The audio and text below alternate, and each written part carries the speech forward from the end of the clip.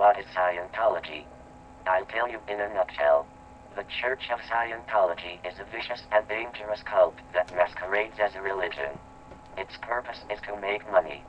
It practices a variety of mind control techniques on people lured into its midst to gain control over their money and their lives. Its aim is to take from them every penny that they have and can ever borrow, and to also enslave them to further its wicked ends.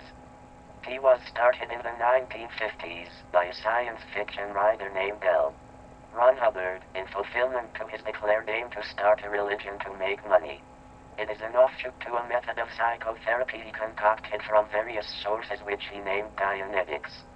Dianetics is a form of regression therapy.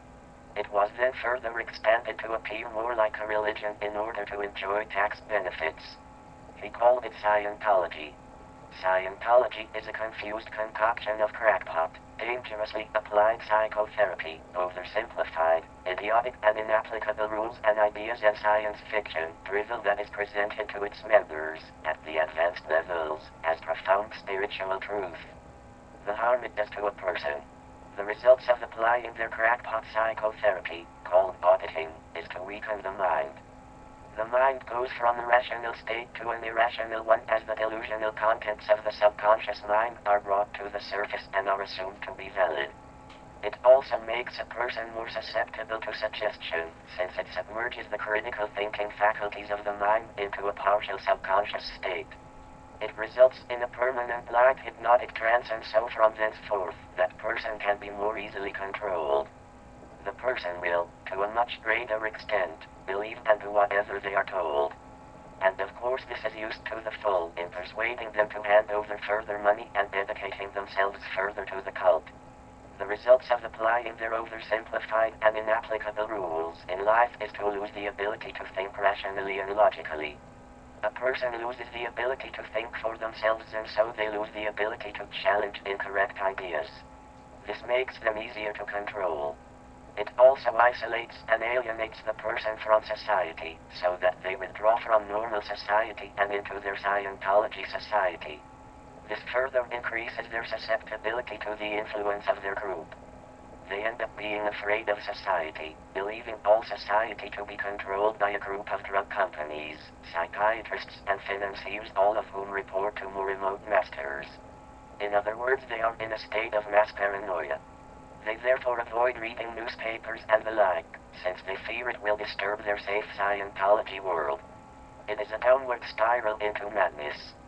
The science fiction content of Scientology is revealed to them after they have reached the state they call clear, meaning free from the aberrations of the mind.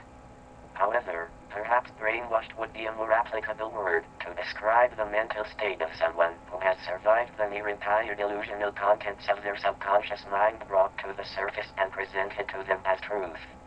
On the advanced levels, called OT levels, above the state of clear, they encounter the story of Xenu. Xenu was supposed to have gathered up all the overpopulation in this sector of the galaxy, brought them to Earth, and then exterminated them using hydrogen bombs. The souls of these murdered people are then supposed to infest the body of everyone. They are called body thetans. On the advanced levels of Scientology, a person audits out these body thetans telepathically by getting them to re-experience their being exterminated by hydrogen bombs. So people on these levels assume all their bad thoughts and faulty memories are due to these body thetans infesting every part of their body and influencing them mentally. Many Scientologists go raving mad at this point, if they have not done so already. The ethics trap. On the surface, the Church of Scientology seems reasonable. The insane content of it is only revealed to a person when the early stuff has done its work and made them more susceptible. After a short while, a person believes that Scientology is doing them good. They are then persuaded to help their newfound group further by donating money and/or working for the organization for almost no money. Many people do exactly that. Ethics is used to good effect to trap a person. A person. Natural tendency to do good is worked upon.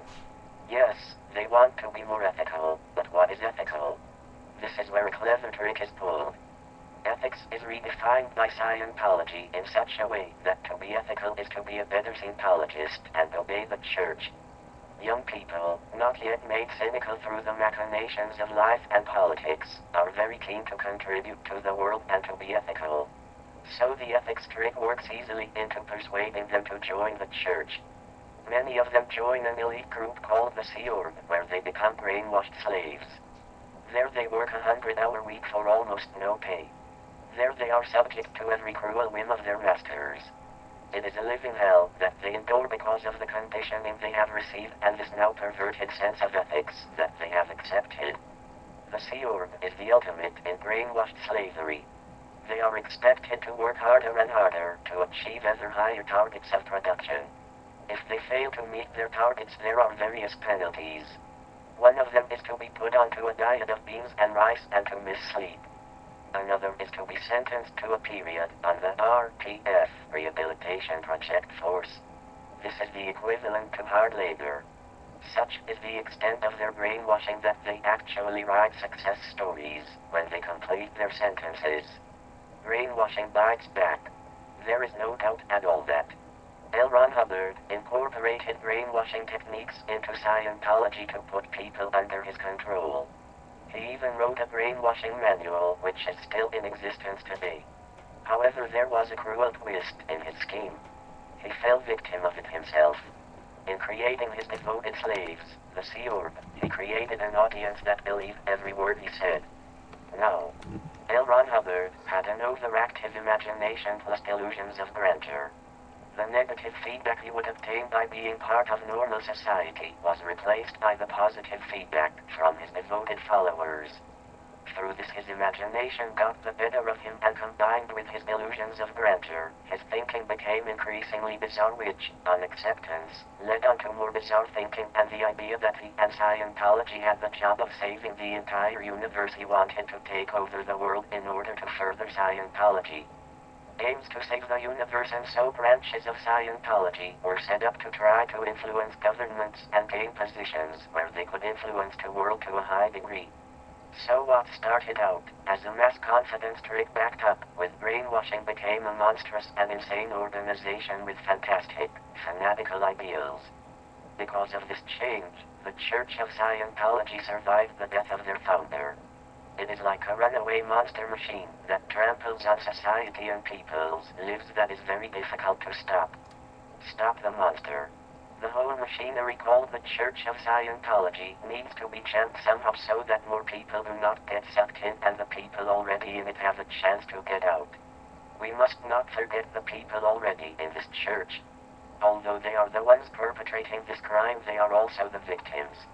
They need our help as well. The war on the internet. The war on the internet is the war between the Church of Scientology and internet users who copy their documents and post them on the internet.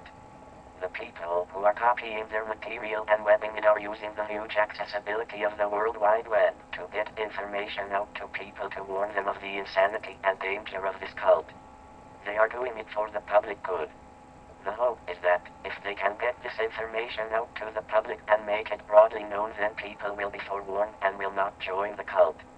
If they can starve the cult of new members in this way, then the whole organization may collapse and then the existing members can be helped to return to society. But of course the people within the cult believe only their own founder's interpretation of things, so they use every means they can to stop this. Usually the method they use is harassment through lengthy and expensive legal processes. Sometimes it is physical harassment. Sometimes worse.